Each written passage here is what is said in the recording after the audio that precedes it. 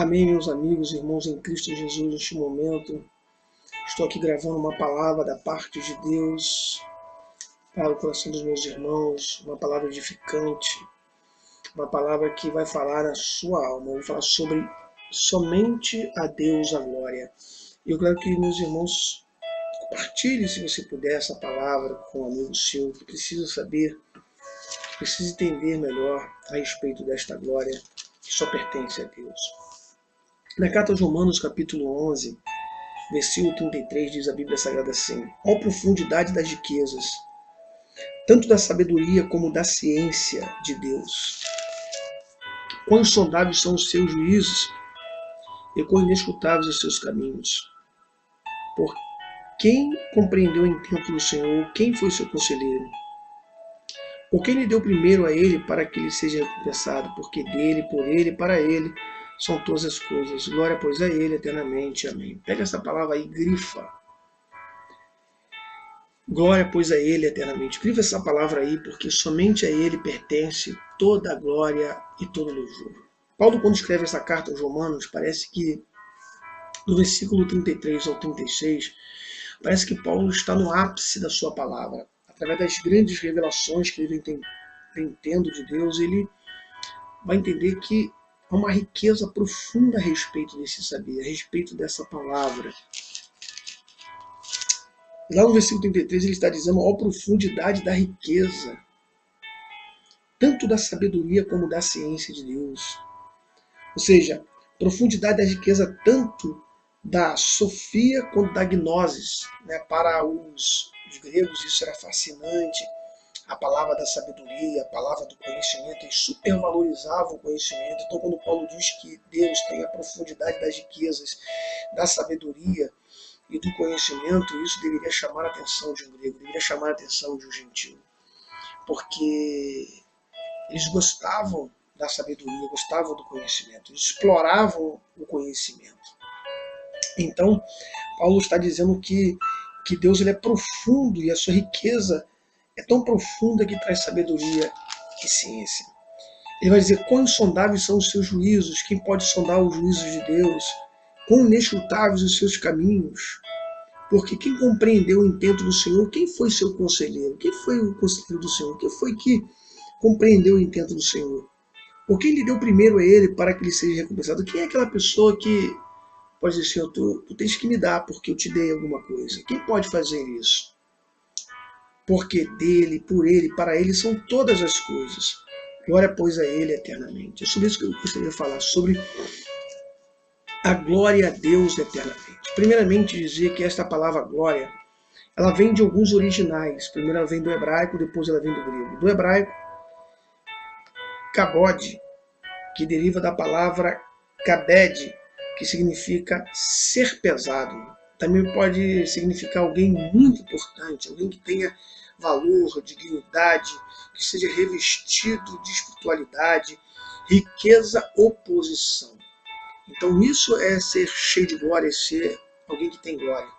Alguém que tem valor, dignidade, que é revestido de glória espiritual ou de vida espiritual e que tenha riqueza e tenha posição. Os antigos achavam que ter glória é ser rico. Ter glória é obter posição. No Império Romano, quem tinha glória eram os imperadores: Nero, Domiciano, Trajano, Aurélio, Severo, Maximiliano, Décio, Valeriano, Aureliano e Diocleciano. Esses imperadores, eles possuíam uma espécie de glória. Eles achavam que o fato de usar uma capa de escarlate ou uma capa de pétalas de prata dourada com ouro e que tivesse uma coroa feita com pétalas de louro sobre a sua cabeça e fosse puxado por uma carruagem com cavalos, eles achavam que isso era um sinal de glória e de honra. Então, eles queriam ser glorificados. Para eles, a posição de imperadores, de riqueza e de brilho era para eles um sinal de glória. E eles se achavam semideuses de deuses. E quantas pessoas nos dias de hoje buscam esta glória, a glória que deveria pertencer somente a Deus? Eles esqueciam que a folha de louro um dia cairia e ficaria apenas o desenho da coroa. E muitas das coroas, que muitas vezes eram feitas com metais, outras que eram feitas com materiais como ouro e como prata com o tempo seriam derretidos ou até mesmo roubados por ladrões, mostrando que a glória dos homens são glórias passageiras, que somente a Deus pertence a glória. A palavra glória também ela vem do grego kleos, renome, né? Alguém que possui um renome, alguém que seja conhecido plenamente, alguém que de fato é conhecido e reconhecido. E a palavra também, glória, também vem de outras palavras do grego, que da palavra doxazo, ou doxa, que significa brilho e resplendor, que também deriva da palavra dokel, que significa considerar, parecer, ser influente. Então a glória, quem tem glória, significa que tais que têm glória são pessoas que têm brilho, que têm resplendor. Por isso que eu digo que somente Deus ele tem a glória, porque para nós, servos do Senhor, só Ele tem brilho, só Ele resplandece. Quando as pessoas procuram tirar o brilho de Deus por em si, tirar o resplendor que pertence a Deus e por em si, para que ele receba a glória que é devida a Deus, então a pessoa se encontra em estado decadente, porque toda glória, todo louvor, toda honra pertence ao nosso Senhor. Agora, a Bíblia ela vai dizer que Jesus ele é a revelação desta glória, é a revelação palpável, é a revelação visível, é a revelação que deu aos discípulos o conhecimento da glória de Deus. A Bíblia diz em João, capítulo 1, versículo 14, quando João escreve, ele vai escrever da seguinte maneira, João, apóstolo, ele vai dizer assim, e vimos a sua glória como a glória do unigênito Filho de Deus. Então, quem viu Jesus, viu a glória de Deus, porque ele expressa a glória do Senhor. Se você pegar a carta aos Colossenses, o apóstolo Paulo vai falar sobre esta glória. No capítulo 1, versículo 15 ao 19, ele vai dizer, o qual é a imagem do Deus invisível, o primogênito de toda a criação, porque nele foram criadas todas as coisas, que há nos céus e na terra, visíveis e invisíveis, sejam tronos, sejam dominações, sejam principados, sejam potestades, tudo foi criado por ele e para ele. Ele é antes de todas as coisas, e todas as coisas subsistem por ele. Ele é o cabeça do corpo da igreja, é o primogênito dentre os mortos, para quem tudo tenha preeminência. Porque foi do agrado do Pai que toda a plenitude nele habitasse. Então, Paulo está dizendo aqui que Jesus é a expressão dessa glória. Ele está dizendo aqui, no versículo 15, que ele é a imagem do Deus invisível. Aleluia.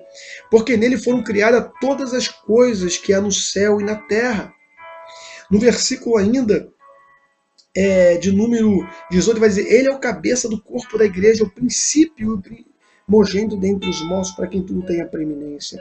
Ou seja, mostrando que Cristo é a revelação da glória de Deus. Na carta aos Hebreus não é diferente. A carta aos Hebreus, no capítulo 1, um texto muito lindo, sem falar das palavras que ali estão escritas, que no versículo 3 do capítulo 1 aos Hebreus, o autor vai dizer assim, o qual sendo o resplendor da sua glória e a expressa imagem da sua pessoa, e sustentando todas as coisas pela palavra do seu poder, havendo feito por si mesmo a purificação do nosso pecado, assentou-se à destra da majestade nas alturas. Olha só o que a Bíblia está dizendo. A Bíblia está dizendo que Cristo ele é o resplendor da glória de Deus. Então ele é a revelação desta glória.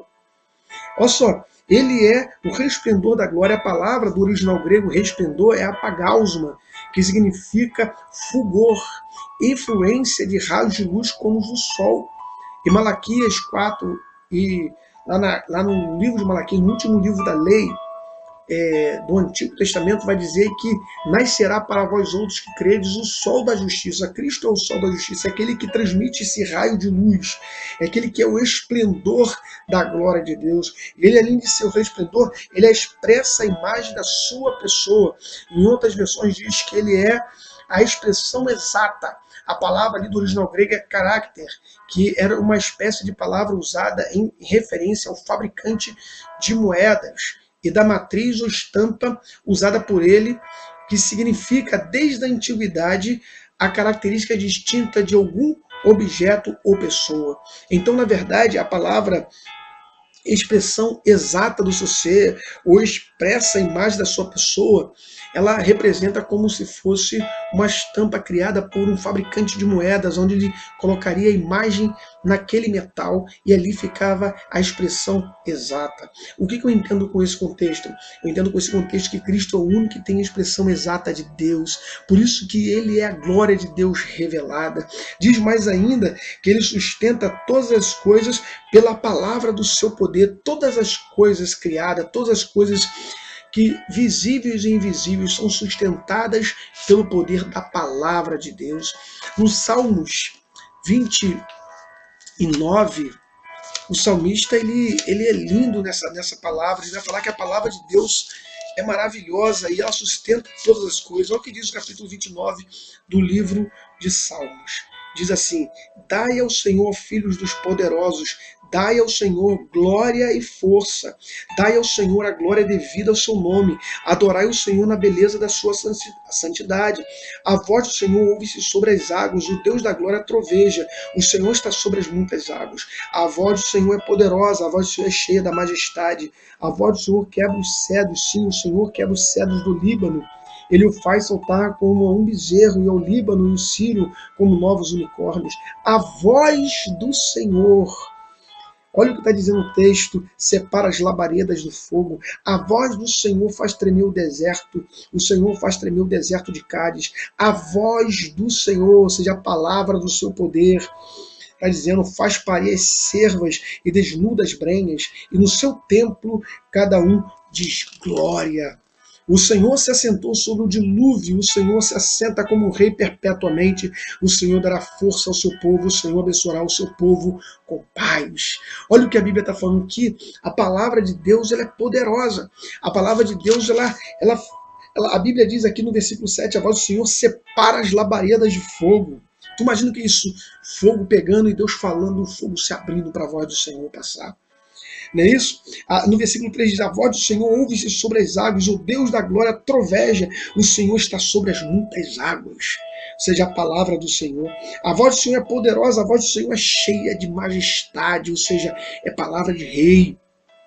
Então a Bíblia diz aqui na Casa dos Hebreus, capítulo 1, versículo 3, que ele sustenta, ele faz com que todas as coisas sejam subsistidas por causa da sua palavra. A palavra ali do grego é peronte, que dá a ideia de movimento e substância. Ou seja, todas as coisas estão em movimentos, todas as coisas estão trabalhando, todas as coisas estão debaixo do controle da mão do Todo-Poderoso.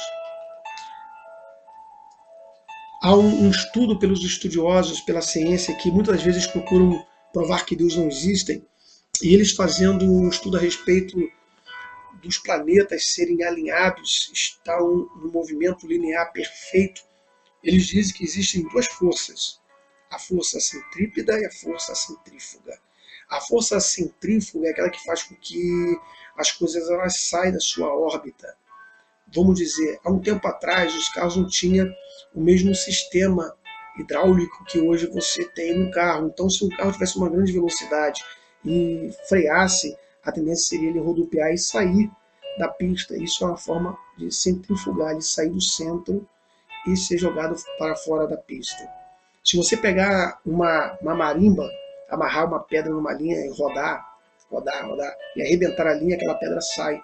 Isso é uma forma de centrífuga, sai do centro. Mas existe a força centrípeta. O que é a força centrípeta? É aquilo que faz permanecer no centro. E por mais que gire, nunca vai sair do centro. Então os planetas estão alinhados numa forma linear, perfeita. E por mais que eles estejam rodando em movimento de rotação e translação, porque sabemos hoje que não é só a Terra que tem movimento de translação e rotação, a própria Lua tem esse movimento, sendo que a Lua, tanto a Lua quanto o Sol, e a Lua tem um outro movimento que é o movimento que faz com que você tenha as estações lunares, então que é o movimento de evolução, eles estão no movimento linear constante. Os planetas estão no movimento constante de rotação, internação, estão girando em torno de si, porém eles nunca saem da sua órbita. Eles estão no movimento centrípeta. E o que os cientistas eles falam a respeito desse movimento? Eles dizem o seguinte, ora, isso é uma força que faz com que eles não saiam do lugar, que faz com que a força seja centrípeta. E que força é essa? Eles falam que é força divina. Ora, eles dizem que é força divina.